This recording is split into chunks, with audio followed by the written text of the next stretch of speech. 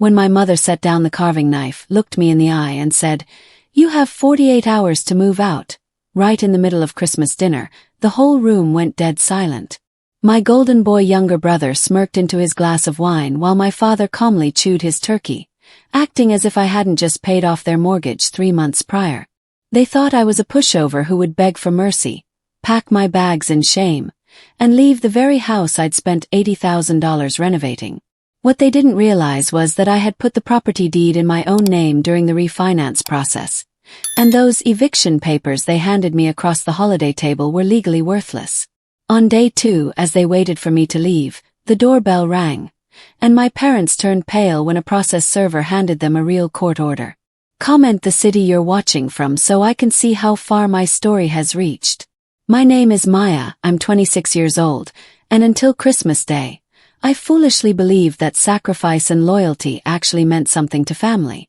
For the past 2 years, I've been living in my childhood home, pouring every spare cent and weekend I had into fixing it up. I wasn't living there as a leech. I was there because 3 years ago, my parents were months away from losing the place to bank foreclosure. I stepped in, paid off their delinquent mortgage, paid off their back taxes, and funded over $80,000 in major renovations, from a new roof to a modernized kitchen. The dining table was set with fine china, sparkling crystal, and a golden brown roasted turkey that I had spent 6 hours preparing. My father, Richard, sat at the head of the table, while my younger brother, Toby, the undisputed golden child who had never worked a full-time job in his life, sat across from me, sipping expensive wine that I had purchased. My mother, Evelyn, stood up to carve the turkey, but instead of placing a slice on my plate, she set the carving knife down with a sharp clack, pulled a folded piece of white paper from her apron pocket, and dropped it onto my plate. "What's this?" asked, frowning. "It's your notice, Maya," Evelyn declared coldly, looking me dead in the eye without a trace of warmth. "You have 48 hours to move out." The dining room went dead silent. "Excuse me," I whispered, looking at my father. Richard didn't even stop chewing. He just took another bite of turkey and stared at his napkin. "Toby and his new girlfriend are getting married in the spring," Evelyn explained, her voice as smooth as ice. "They need a real home to start a family. You've been occupying the master suite long enough. Toby is taking the house, and we think it's time you found your own place."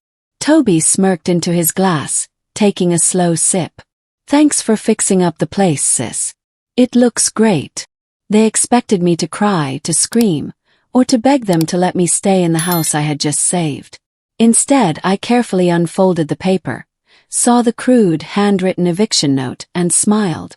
To understand the sheer absurdity of my parents handing me that handwritten eviction note, you have to understand what happened 3 years ago.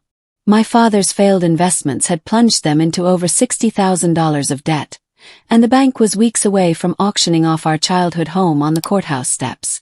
My parents came to me on their knees, crying, begging me not to let them end up on the street. Toby, of course, had vanished the moment things got tough, refusing to contribute a single dollar. I emptied my entire life savings, took out a personal loan, and cleared the bank debt. But I wasn't stupid. My real estate attorney had structured the refinancing very clearly. In exchange for paying off the debt and assuming the financial liability, my parents signed a quitclaim deed transferring 100% of the property ownership to me. They were granted a conditional life estate clause, meaning they could live there rent-free, provided they remained in good standing and didn't act hostiles toward the property or the owner. They had completely forgotten that detail. Over the years, as the house transformed from a crumbling wreck into a stunning modernized home, my parents convinced themselves that it was still their house, and that my financial sacrifices were simply what a daughter owed them. Bright and early Boxing Day morning, the day after Christmas, Toby started walking through the house with a roll of green painter's tape. He slapped pieces of tape onto my solid wood dining set, my leather couch, and my flat-screen TV. "What are you doing, Toby?" I asked, watching him from the hallway. "Marking what stays," he said smugly, adjusting his designer hoodie, which I'd probably paid for indirectly. "Mom said since you're moving out in 48 hours, anything in the common areas belongs to the house. Me and Sarah love this couch, so don't try taking it." My mother walked past, holding a cardboard box. Maya, make sure your bedroom is packed by tomorrow afternoon. Sarah's parents are coming over to inspect the place, and we want it looking spotless. I didn't argue. I didn't yell. I simply went up to my office, locked the door, and dialed my attorney's direct line. Julian, I said calmly when he picked up. My parents just gave me 48 hours to vacate my own home so my brother can move in. It's time to enforce the breach of agreement clause. The 48-hour clock expired on December 27th at precisely 9 in the morning. The air outside was crisp and freezing, but inside the living room the tension was boiling. My mother sat in the plush armchair near the fireplace, sipping her morning coffee with an air of triumphant satisfaction. My father sat at the kitchen counter, reading the morning paper, while Toby strutted down the hallway in a silk bathrobe, already whistling as he paced around my home office, measuring the walls for his gaming desk. I sat quietly on the front porch step, wrapped in a heavy wool coat, cradling a steaming mug of black coffee. Beside me sat 3 small suitcases containing only my clothes and personal documents. To my family, those bags were a white flag, proof that they had successfully bullied me into submission. My mother opened the front door, stepping out onto the porch with a smug, mocking smile. I see you've finally come to your senses, Maya, she said, wrapping her sweater tightly around herself. It's for the best. Toby needs this house to start his life. You're single and independent. You can easily find a little apartment somewhere downtown. I'm not going anywhere, Mom, I said softly, taking a sip of my coffee. She scoffed, throwing her hands up. The 48 hours are up. If you aren't off this property in 10 minutes, your father and Toby will physically throw your stuff onto the lawn and change the locks. Right on cue, a sleek black sedan pulled up to the curb. A man in a sharp charcoal suit stepped out into the chilly air, holding a thick manila folder under his arm. He walked up the driveway with a firm, professional stride. Maya Miller? The man asked, checking his clipboard. I'm Maya, I nodded, pointing toward the front door. And these are my parents, Evelyn and Richard Miller. The man pulled 3 sets of legal documents from his folder and handed them directly to my mother. Evelyn Miller, Richard Miller, and Toby Miller. You have been officially served with an emergency order to vacate and a notice of contract termination. My mother blinked, her smile instantly vanishing as she stared at the official court seal stamped across the top page. What is this nonsense? Who are you? I'm a process server, the man replied calmly. You have exactly 24 hours to clear your personal belongings from the premises. If you fail to do so, local law enforcement will assist in your removal. The front porch went dead silent for 2 agonizing seconds before my mother let out a shrill, hysterical scream. Richard! Toby! Get out here right now! She shrieked, her hands trembling so violently that the papers nearly slipped from her grip. My father and brother burst through the front door. Father took one look at the legal stamp, his face flushing a dangerous shade of crimson. What kind of sick game is this, Maya? He roared, stepping toward me. You can't serve us papers. We're your parents. This is our house. Actually, Richard, it isn't, a calm voice called out from the driveway. My real estate attorney, Julian, stepped out of his car, carrying a thick leather briefcase. He walked up the porch steps and stood beside me, pulling out a set of certified property records. 3 years ago, when your house was going into foreclosure, your daughter paid off your $60,000 debt, Julian explained, his tone cool and undeniable. In exchange, you signed a quitclaim deed transferring 100% legal ownership of this property to Maya.